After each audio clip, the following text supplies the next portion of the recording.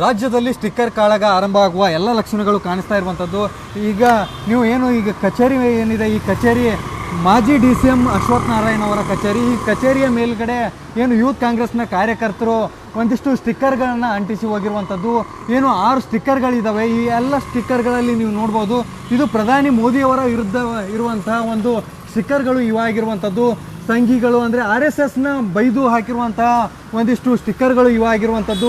ವಿದ್ಯಾರ್ಥಿಗಳ ರಕ್ತ ಮೋದಿಯ ಕೈ ಅನ್ನುವಂತಹ ಒಂದು ಸ್ಟಿಕ್ಕರ್ ಆಗಿರ್ಬೋದು. ಮೋದಿಯೇ ಅವರನ್ನ ಕೊಲಿಸಿದ್ದು ಅನ್ನುವಂತಹ ಒಂದು ಬಂದೂಕಿರುವಂತಹ ಒಂದು ಸ್ಟಿಕ್ಕರ್ನ ಇಲ್ಲಿ ಅಂಟಿಸಿರುವಂಥದ್ದು. ಅದಲ್ಲದೆ ಜಂಜಿಗಳ ಹೋರಾಟ ಏನು ನಡೀತಲ್ಲ ದೆಹಲಿಯಲ್ಲಿ, ಅದರದ್ದು ಒಂದು ಕೂಡ ಸ್ಟಿಕ್ಕರನ್ನು ಇಲ್ಲಿ ಅಂಟಿಸಿದ್ದಾರೆ. ಮೋದಿ ಏನಿದ್ದಾರೆ ಅವರು ಜಂಜಿಗಳಿಗೆ ಹೆದರಿದ್ದಾರೆ, ಬೂಮರ್ ಮೋದಿ ಅಂತನ್ನುವಂಥ ಸ್ಟಿಕ್ಕರ್ನ ಕೂಡ ಇಲ್ಲಿ ಅಂಟಿಸಿರುವಂಥದ್ದು. ಮೋದಿಯೇ ಜಂಜಿಗಳಿಗೆ ಪೊಲೀಸರಿಂದ ಹೊಡಿಸಿದ್ದು ಅನ್ನುವಂಥ ಸ್ಟಿಕ್ಕರ್ಗಳನ್ನು ಅಂಟಿಸಿರುವುದು.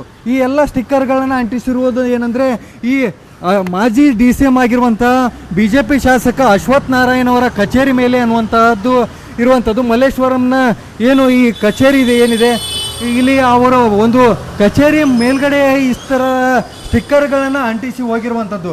ಹಿಂದೊಮ್ಮೆ ಇದೇ ಕಾಂಗ್ರೆಸ್ನ ಕಾರ್ಯಕರ್ತರು PCM ಮತ್ತು ಇನ್ನಿತರ ಸ್ಟಿಕ್ಕರ್ಗಳನ್ನ ಅಂಟಿಸಿ ಭಾರಿ ಚರ್ಚೆಗೆ ಕಾರಣವಾಗಿತ್ತು. ಇದೀಗ ಮತ್ತೆ ಒಂದು ಸ್ಟಿಕ್ಕರ್ ವಾರ್ ಸ್ಟಾರ್ಟ್ ಆಗಲಿಕ್ಕೆ ಇದೀಗ ಈ ರಾಜ್ಯದಲ್ಲಿ ಈ ಒಂದು ನಾಂದಿ ಹಾಡುತ್ತಾ ಅನ್ನುವಂತಹ ಪರಿಸ್ಥಿತಿ ನಿರ್ಮಾಣ ಆಗಿರುವಂಥದ್ದು.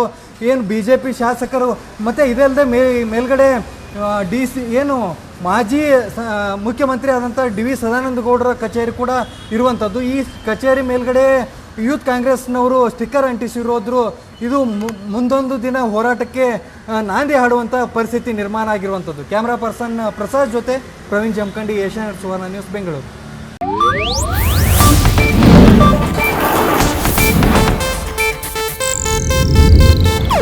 ಇದು ಏಷ್ಯಾನೆಟ್ ನ್ಯೂಸ್ ನೆಟ್ವರ್ಕ್ ಪ್ರಸ್ತುತಿ.